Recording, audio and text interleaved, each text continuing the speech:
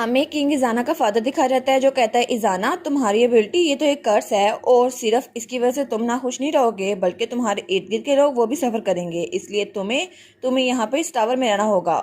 और मैं दुआ करता हूँ कि तुम मुझसे नफरत ना करो। और वो दरवाजा बंद करके जा चुका था। तो इजाना सोचता है आखिर क्यों, ऐसा तो नहीं है ना ये एबिलिटी मैं खुद लेना चाहता था और उन्होंने कहा था मेरी एबिलिटी एक कर्स है, तो आखिर मैंने ऐसा क्या किया था मुझे ये कर्स मिला। और तब वो कोई शीशा नीचे तोड़ता है और उस शीशे को उठाता है और अपनी आंखों में मारने लगता है। वो सोचता है अगर मेरी आंखें ना रहेंगी तो फिर मैं ये कर्ज बर्दाश्त नहीं कर पाऊंगा, लेकिन उसमें हिम्मत नहीं हुई थी और उसने अपने हाथ जख्मी कर लिए थे, लेकिन वो अपने आप को मार नहीं सकता था। और तब वो नीचे झुक गया था। वो सोचता है नहीं मैं अपनी जान ले सकता, मैं इतना सारा बहादुर नहीं हूँ। और तब उसके हाथ उस पर मरहम पट्टी लगी हुई थी। वो सोचता है अब सिर्फ एक चीज़ कर सकता हूँ, अब से हर दिन मैं अपनी बिल्डिंग के बारे में स्टडी करूंगा। और उसने ऐसा ही किया।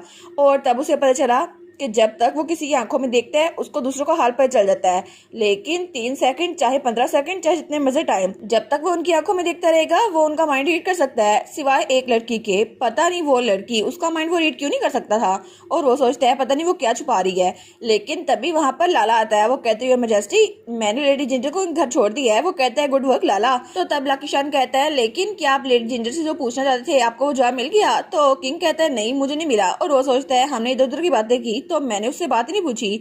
लेकिन तब उसे आता है जब उसने कहा था आपके मैं आपके जख्मों को हील करना चाहती हूँ। तो वो कहता है क्या, और उसकी तो हंसी निकल गई थी। वो कहता है आखिर तुम इतने स्ट्रेट फेस के साथ ऐसा कुछ कैसे बोल सकती हो। वो कहती है क्या आप हंस क्यों रहे हैं।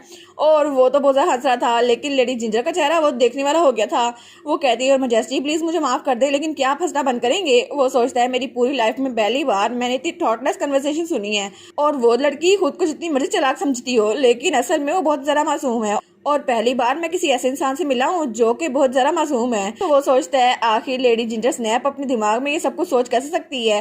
तो तबला की शान कहता है मेजेस्टी, वो कहता है मोर इम्पोर्टेंट लाला मैं चाहता हूँ कि कल तुम किसी और को भी लेकर आओ। और वो सोचता है उसने मुझे कहा था अगर आप मेरा माइंड रीड नहीं करेंगे तो मैं प्रॉमिस करती हूँ कुछ कुछ बता दूंगी। तो वो कहता है लिरेजी एटलांटा को मेरे पेरिस ले आना कल। वो कहता है क्या। तो तब वो कहता है जी मेजेस्टी मैं कल उनको ले आऊंगा। और तब हमें अगले दिन लिरेजी का पैलेस दिखा रहता है। तो वो सोचती है आखिर क्या मुसीबत है, मुझे पता क्यों नहीं चल रहा कि ये नेकलेस इसमें क्या मेन बात थी। और मैंने किकी से पूछा लेकिन जिंजर ने उसको भी कुछ नहीं बताया और उसको उसको तो खुद कुछ नहीं पता था। लेकिन वो सोचती है आखिर क्या बात है, मुझे तो यकीन नहीं आ रहा कि वो किकी वो खुद जिंजर के हाथों बेवकूफ बन गया, कितना अनोइंग है ना। लेकिन वो सोचती है एम्पर जब मेरी नजर उससे मिली तो वो मुझसे कुछ कहना चाहता था, लेकिन पता नहीं उसने मुझसे कुछ कहा नहीं। और अगर जिंजर अपने स्टूपिड गेम्स ना खेलती ना तो एम्पर से मैं बात कर पाती। तो तभी वहां पर कोई आता है। वो कहता है लेडी लिरेजी। और वहां पे लाला था। वो कहती है तुम कौन हो। तो वो कहता है मुझे माफ कीजिएगा मैं आपको नोटिस दिए बगैर आ गया, लेकिन मैं किंग इजाना का एड हूँ लाकी शान। वो सोचती है लाकी शान पहली बार मैं ये नाम सुन रही हूँ लेकिन ये मुझे जाना पहचाना लग रहा है।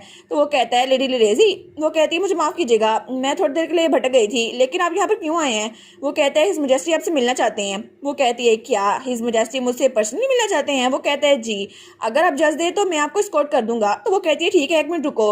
और तब वो नेकलेस पहनने लगती है। तो तब लक्षण कहता है लेडी लिरेजी मैं होप करता हूँ कि आप मुझे गलत ना समझें, लेकिन क्या आप इस नेकलेस को पीछे छोड़ के जा सकती हैं।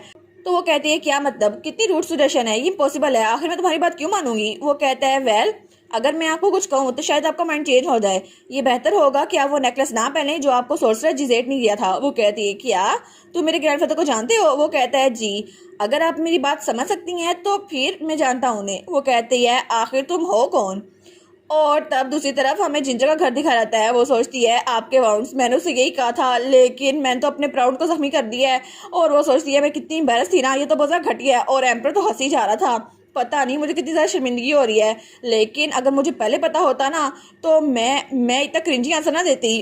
वो सोचती है फिर भी एम्पर हंस रहा था ना, चाहे मैंने ऐसा जवाब दिया है लेकिन फिर भी इसकी स्माइल देखने को मिली है। और वेल मुझे लगता है इजाने के लिए ठीक होगा। लेकिन तभी दरवाजे पे दस्तक होती है। कोई कहता है जिंजर तुम यहाँ पर हो। और वहाँ पे उसकी मॉम थी। वो कहती है हमें ड्यूक मार्कसन के घर से एक वेडिंग के लिए डेट का इनविटेशन आया है। तो वो कहती है क्या वेडिंग, मैं नहीं करने वाली कोई शादी। और वो सोचती है ओ माय गॉड मैं इस दरमियान तो एंगेजमेंट तोड़ना ही भूल गई। तो तब अपनी मॉम से कहती है मॉम मुझे किशोर माइकल सर से शादी नहीं करनी। तो उसकी मॉम कहती है क्या, मुझे लगा नहीं था कि तुम्हारा माइंड चेंज हो जाएगा और तुम्हारा दिल बदल जाएगा। वो कहती है मुझे माफ कीजिएगा मैंने आपको पहले नहीं बताया। तो उसकी मॉम उसकी तरफ देखती है और तब उसका हाथ पकड़ती है। वो कहती है आई एम श्योर तुम्हारी अपनी रीजंस होगी और मैं तुम्हारी डिसीजन को ट्रस्ट करती हूँ।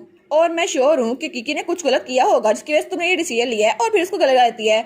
वो कहती है मोर इम्पोर्टेंटली तुम्हारा डिसीजन मेरे लिए बहुत इंपॉर्टेंट रखता है और मैं तुम्हारी मॉम हूं ना, तो मैं हमेशा तुम्हें सपोर्ट करूंगी, तुम चाहे जो मर्जी डिसीजन लो। और इस बारे में हमें ड्यूक माइकल को भी न्यूज देनी है, हम कैसे दें? तो जिंजर कहती है उस चीज को मुझ पे छोड़ दे, मैं खुद चली जाऊंगी। और वो सोचती है वैसे भी एंगेजमेंट के लिए मैंने खुद को खुद राजी किया था, तो अब वहां जाके मैं खुद ही बात करूंगी। और तब हमें वहां पर किकी का घर दिखाया रहता है और तब वहां पर उसका डैड बैठा हुआ था। तो हमारी बहन कहती है मुझे माफ कीजिएगा, मैं अचानक से आ गई। वो कहता है कोई बात नहीं, ऐसा होता रहता है, लेकिन तुम जरूर कोई अहम बात करने के लिए होगी और अब हम मिल गए हैं तो बात शुरू करो। तो वो कहती है मैं एंगेजमेंट को तोड़ना चाहती हूँ। वो कहता है क्या एंगेजमेंट को तोड़ना है, लेकिन कोई वजह होगी? वो कहती है जी बिल्कुल, मुझे पता है वजह, और मैं अब उसकी चीटिंग को और बर्दाश्त नहीं कर सकती। तो किकी का डैड कहता है अच्छा, मुझे लगा था कुछ इंपॉर्टेंट बात है, लेकिन जिंजर टोड तुम्हें सच में लगता है कि इतनी छोटी सी बात के लिए तुम एंगेजमेंट तोड़ दोगी? और वैसे भी ये एंगेजमेंट ऐसी रीजन के लिए तोड़ जा सकती, और तुम्हें पता है ना कि तुम ड्यूक के घर में हो और तुम्हारी एंगेजमेंट ऐसे नहीं तोड़ सकती, और इसको तो तुम ऐसे कैंसिल कर ही नहीं सकती क्योंकि वो चीटिंग कर रहा है, और वो चीटिंग कर रहा है क्योंकि वो एक लड़का है और लड़के तो चीटिंग करते रहते हैं, और तुम्हें इसके साथ कॉम्प्रोमाइज करना होगा। और इसके अलावा वक्त के साथ साथ वो ठीक हो जाएगा, शादी के बाद वो चीटिंग नहीं करेगा तुम पे। तो वो कहती है क्या आपका मतलब है कि मैं शादी तक का इंतजार करूं, उसके बाद उसने ये सब कुछ किया? तो आपको क्या लगता है मैं इस बात के लिए नहीं तोड़ूंगी एंगेजमेंट? तो वो कहते हैं ऑफ कोर्स तुम तो जरा हाइपर हो रही हो, लेकिन ये रीजन काफी नहीं है। वो कहती है चाहे कुछ भी हो जाए मैं इस एंगेजमेंट तोड़ के रहूंगी। तो किकी का डैड कहता है अच्छा, किस अथॉरिटी से? क्योंकि जब तक मेरे से ज़्यादा हाई पोजीशन वाला इंसान यहाँ पर ना आ जाए और वो मुझे मना ना करे तब तक मैं इस एंगेजमेंट को तोड़ने नहीं दूंगा। तो वो सोचती है ये डर्टी बास्टर्ड ये अपने स्टेटस को यूज़ कर रहा है मुझे डराने के लिए। लेकिन वो सोचती है एक मिनट, वो कहती है आपने कहा है ना कि आप ज़रा हाई स्टेटस वाला आए तो आप इस एंगेजमेंट को तोड़ देंगे? वो कहते हैं हाँ तुमने सही सुना, मैं बिल्कुल ऐसे ही करूँगा। तो वो कहती है ठीक है, तो फिर मैं आपके अल्फाज पे यकीन करती हूँ, आप अपने अल्फाज से पीछे नहीं मुड़ेंगे? वो कहता है ठीक है, मैं ऐसी जरूरत कर भी नहीं सकता। वो कहती है मैं समझ गई, तो अब मैं चलती हूँ। और वो सोचती है क्या ये अभी मुझ पर हंस रहा था, आखिर इसकी हिम्मत कैसी हुई? मैं इस एंगेजमेंट तोड़ के रहूंगी चाहे मुझे कुछ भी करना पड़े, लेकिन मैं किकी के साथ तो नहीं रहने वाली, इतना बदतमीज, और वो एक नंबर का चीटर है। और तब उसमें बड़ा गुस्सा आया हुआ था।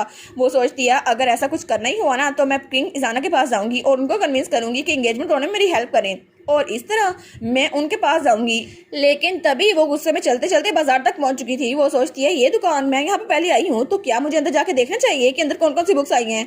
और जब वो अंदर आती है ना वो कहती है वाह मेरी बिलव्ड बुक्स, तुम लोग कैसी हो? और वो सोचती है कितनी मजेदार बुक्स है ना, सारी चटपटी, मैं तो कोई ना कोई बुक पढ़ूंगी। और तब वो बुक्स को देख रही थी। वो सोचती है ये बुक तो मेरे टेस्ट के मुताबिक लग रही है, और एक बुक पे लिखा था the rules of romantic fantasies. वो सोचती है ये वाली बुक मुझे लगता है टाइटल से मुझे ये पसंद आएगी, तो तभी वो बुक उठाने लगती है। लेकिन तभी कोई और भी उस बुक को पकड़ने लगता है। वो गुस्से से उसे देखती है, वो कहती है आखिर कितना रूड इंसान है ना ये, उस बुक को लेने लगा है। लेकिन जब वहां पर देखती है वो कहती है क्या तुम तो लाला नहीं हो, एम्पर के एड? वो कहता है हाँ लेडी जिंजर आप यहाँ पर? वो कहता है मुझे माफ कीजिएगा, लाइब्रेरी में मुझे कोई बुक नहीं मिल रही थी तो मैं यहाँ पर आ गया और मुझे ये बुक चाहिए थी, और उसने वही बुक पकड़ी थी जो हमारी हीरोइन पकड़ने वाली थी। वो कहती है क्या तुम रोमांस नावल पढ़ती हो लाला? वो कहता है जी मैं पढ़ता हूँ। वो सोचती है ऐसा लगता तो नहीं कि ये रोमांस नावल पढ़ता होगा, मुझे तो लगा था कि मॉडल स्टूडेंट होगा जिसको रोमांस नावल के बारे में कुछ पता नहीं होगा। वो कहता है लेडी जिंजर आपके चेहरे से देखकर मैं समझ सकता हूँ, आपको लगा होगा मैं मॉडल स्टूडेंट हूँ और मैं रोमांस के बारे में कुछ नहीं जानता। वो कहती है नहीं मैं ऐसा कुछ भी नहीं सोच रही थी। वो सोचती है इसको मेरी सोच पता चल गई, कहीं ये भी तो माइंड रीड नहीं कर सकता। वो कहता है मुझे माफ कीजिएगा लेकिन मैं माइंड रीड नहीं कर सकता, लेकिन आपके चेहरे पे साफ लिखा हुआ है आप क्या सोच रही हैं?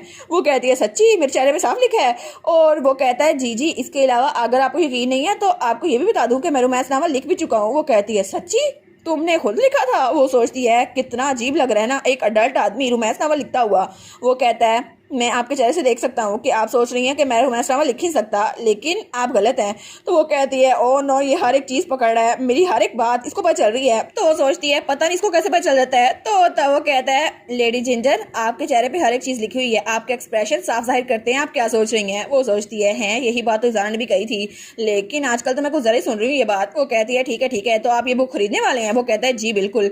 वो कहती है तो प्लीज ये बुक मुझे भी पढ़नी है ना, प्लीज ये मुझे दे दें। वो कहता है ये बुक मुझे भी पढ़नी है। वो सोचती है ओ नो मैं कुछ ज़रा पिटीफुल लग रही थी और वो तो इसमें बहका ही नहीं, मुझे ये बुक नहीं दे रहा। तो वो कहती है ठीक है आप ये रख सकती हैं लाला, लेकिन उसके रिटर्न में मुझे आपसे एक फेवर चाहिए। वो कहता है एक फेवर? वो कहती है प्लीज हिज मैजेस्टी इज़ाना से मुझे मिलने देना।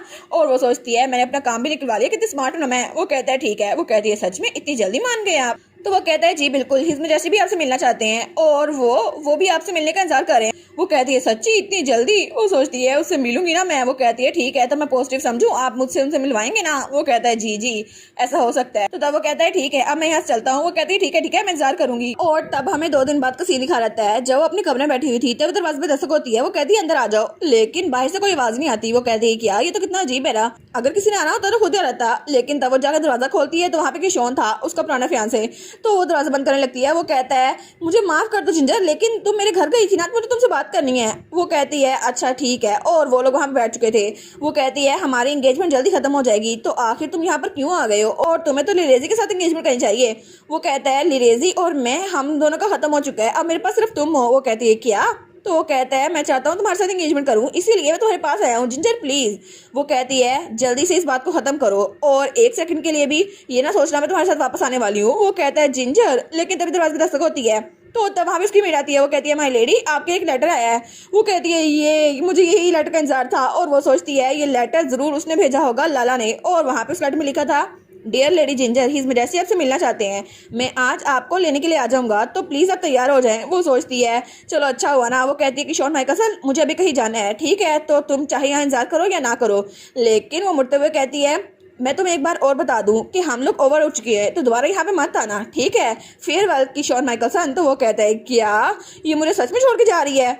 और वो सोचता है क्या हमारा ताल्लुक सच में खत्म हो गया, लेकिन मैं तो उसके लिए इतना सारा इंतजार करता था। लेकिन फादर को पता चला ना, तो वो तो मेरी जान निकाल लेंगे, और वो कहेंगे कि मैं उस फैमिली के साथ इसलिए ताल्लुक बनाना चाहता था ताकि उसके सारे कारोबार को हथियार लूँ। लेकिन डैम इट, उसने तो मेरे फादर से भी बात कर ली है। और इसके अलावा फादर ने तो पहले मुझे खुद कहा था कि मुझे लड़कियों के साथ होना चाहिए, और जब मैं शादी करूंगा ना तो फिर सिर्फ एक लड़की के साथ रहूंगा। लेकिन अब वो अपनी बात से मुकर रहे हैं। और वो किंग इजाना, जिंजर ने उसके साथ डांस किया था, तो मुझे नहीं लगता कि मैं उससे हार सकता हूँ। और पहले तो मुझे लगा था जिंजर एक अच्छी फैमिली से है, और वो तो बहुत ज़्यादा खूबसूरत है, और वो मेरी ब्राइड बनने के लिए काफ़ी है। लेकिन जब मुझे रियलाइज़ हुआ तब उससे पहले भी वो बहुत ज़्यादा खूबसूरत हो चुकी थी, और मैं किसी और इंसान के सामने उसको हार नहीं सकता, स्पेशली किंग जाना, वो बास्टर्ड। और तब अपना सर पकड़ लेता है, और वो सोचता है अगर मुझे पहले पता होता ना ये सब कुछ होने वाला है, तो मैं लिरेजी के पीछे जाता ना। लेकिन आखिर में सब कुछ कैसे वापस लाऊं? तो तभी उसका पाँव मेरे से टकराता है, और वहाँ पे कुछ बुक्स पड़ी थी, वो नीचे गिर जाती हैं। वो कहता है ओ माय गॉड ये बुक्स। और तभी उसको वो बुक मिलती है। वो कहता है ये बुक जिंजर पढ़ रही थी, लेकिन उसकी पर्सनैलिटी मुझे बहुत ज़्यादा क्यूट लगती है, और वो वही बुक थी the imprison Prince and the Marcos daughter. वो कहता है ये बुक ये आखिर है क्या? और इसी के साथ ये वाला पार्ट यहीं पर ख़त्म। तो आप लोग बताइएगा आप लोग को ये पार्ट कैसा लगा, और वीडियो को लाइक और चैनल को सब्सक्राइब लाजमी कीजिएगा। बाकी वीडियोस का लिंक भी स्क्रीन पर नज़र आ रहा होगा, तो काइंडली उनको भी चेकआउट कर ले। और thank you so much for watching my videos. Stay safe, bye bye.